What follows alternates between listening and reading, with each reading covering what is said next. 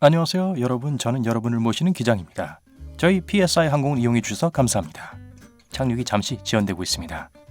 관제탑으로부터의 착륙 허가를 기다리는 중입니다. 자, 기다리시는 동안 제가 두 가지 다른 기내 압력에 대해 설명해 드리면 어떨까요?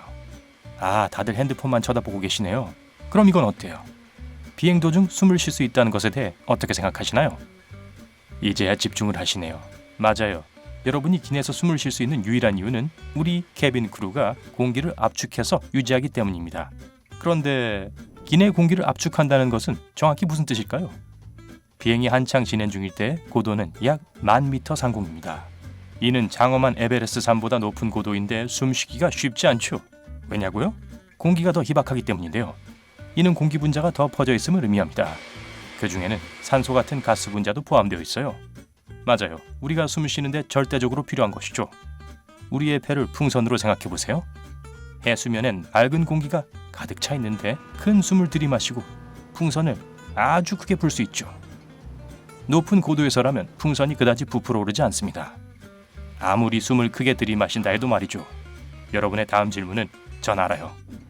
왜 비행기는 저공 비행을 하지 않나요? 경비행기나 헬리콥터는 고공비행을 하지 않는데 그래서 공기를 압축할 필요가 없어요. 하지만 또한 일반 비행기보다 빠르지 않고 장거리 운행을 하지도 않죠. 대서양을 건너 여러분의 여행 시간을 단축해주는 큰 비행기들은 매우 높게 나는데요. 3,000m 임계점보다 훨씬 높게 비행합니다. 이렇게 임계점보다 높을 시에 기내 가압은 필수입니다.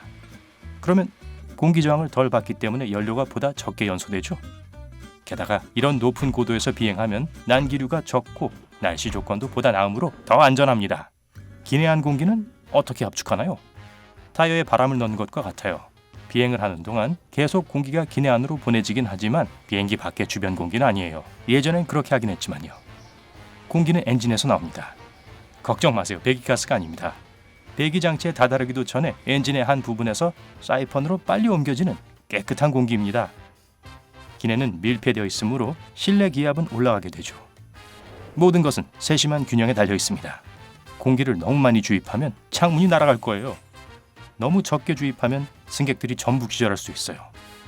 그리고 또 하나, 우리가 해수면에서 느끼는 기압과 같은 양을 기내에 내보내지 않습니다. 이런 기내 안과 밖의 큰 기압 차이로 인해 비행기 동체가 떨어져 나갈 수도 있거든요. 비행기가 10,000m 상공에 있을 때의 기압은 약 2,000m 상공에 있는 것처럼 느껴지죠. 이 공기를 어떻게 마실 수 있는 거죠? 믿거나 말거나 아마 여러분이 집에서 마시는 공기보다 깨끗할 거예요. 이미 깨끗한 이 산소는 여러분의 폐로 들어가기 전에 한 번 더 여과 장치를 통과합니다.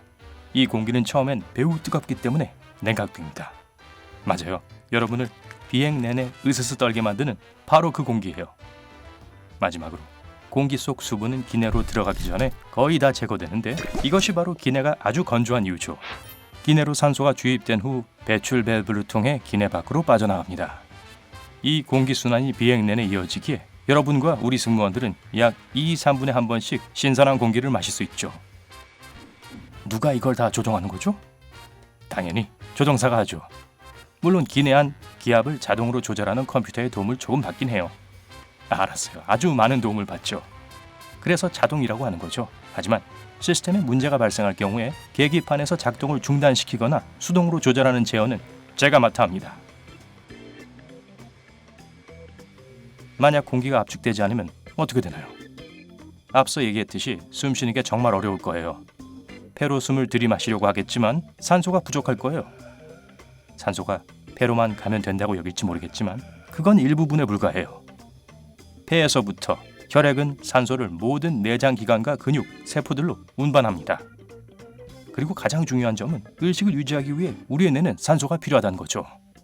체내 산소 부족은 저산소증을 초래할 수 있습니다. 즉시 기절한 그런 건 아니지만 경고 신호들이 있습니다. 저산소증의 증상은 무엇인가요? 이것은 정말 유쾌한 경험이 아닙니다. 속이 메스껍고 어지럽고 숨이 차고 땀이 나면서 정신을 못 차리게 됩니다. 본인이나 다른 승객들로부터 육안으로 알 수 있는 다른 증상은 계속되는 하품이에요. 하지만 다른 증상도 있나 확인하세요. 그냥 졸리고 따분해서 하품한 걸 수도 있으니까요. 그나저나 기내가 추운 이유에는 사람들이 정신을 잃게 하지 않기 위한 것도 있답니다. 그러니 기내가 춥다고 불평하기 전에 승무원들과 기장의 마음을 헤아려 주세요. 저기 계속 승무원 호출 버튼을 누르는 승객분, 제 말이 끝날 때까지만 좀 기다려주시면 안 될까요? 프레첼 과자랑 다이어트 콜라 꼭 챙겨드릴게요. 감사합니다. 자, 그렇다면 기내 압력이 너무 낮아지면 어떻게 되나요? 이건 오직 비상사태에만 일어날 거예요. 예를 들어 기압이 순식간에 떨어져서 컴퓨터가 이를 복구할 수 없거나 어떤 이유로 컴퓨터상에 문제가 생기는 경우죠. 하지만 바로 이런 상황을 위해 산소 마스크가 있는 겁니다. 방금 승무원이 얘기하지 않았나요? 집중해 듣지 않으셨나 보네요. 기내의 기압이 떨어지면 마스크가 위에서 내려오게 됩니다. 이땐 비행 안전수칙에 따라 마스크로 코와 입을 덮고 끈을 꽉 맨 뒤 평소처럼 숨을 쉬면 됩니다. 이륙할 때 기압이 어떻게 되나요? 비행기가 이륙하기 전 제가 아까 얘기했던 배출 밸브가 열리게 됩니다. 모두가 탑승하면 전 공기 압력 조절기로 순환 고도를 설정합니다. 이륙하면서 비행기가 하늘을 향해 상승하면 배출 밸브가 자동으로 닫히면서 기내에 공기가 유입되게 됩니다. 이는 바로 여러분의 귀가 먹먹하게 되는 이유인데요. 기압 차이 때문이죠. 그러니 껌이나 사탕을 준비하세요. 도움이 될 거예요. 여러분, 자동차의 크루즈 컨트롤을 설정하는 것을 생각해 보세요.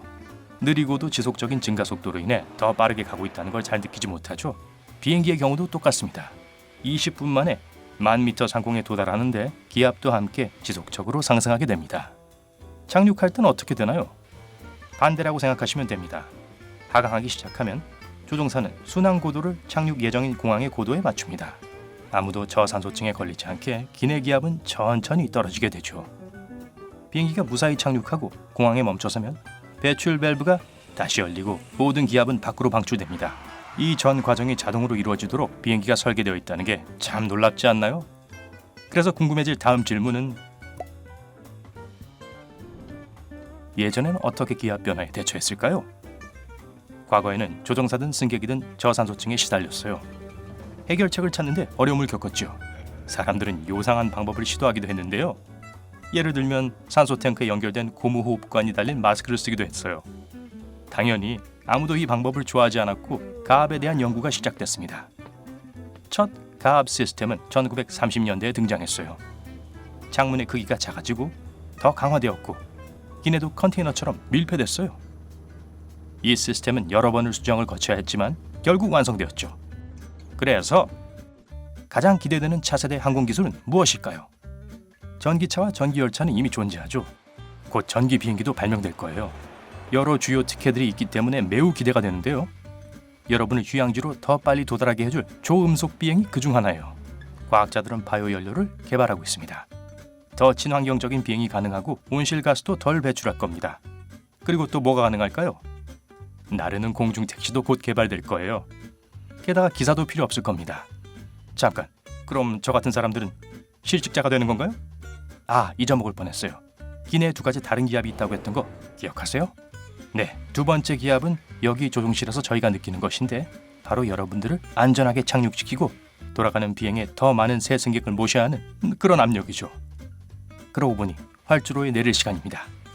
이 육중하고 공기로 압축된 금속 튜브로 160km가 넘는 거리를 깃털처럼 부드럽게 날아왔는데 착륙이 이보다 어렵진 않겠죠? 목적지에 도착한 걸 환영합니다. 저희 PSI 항공을 이용해 주셔서 감사합니다. 만약 오늘 새로운 것을 배웠다면 좋아요를 누르고 친구와도 공유해 주세요. 여기 여러분이 좋아할 만한 다른 영상도 있습니다. 왼쪽이나 오른쪽을 누르기만 하면 되죠. 밝은 면과 함께 하세요. 활주로에서 뛰어놀지 마시고요. 위험하니까.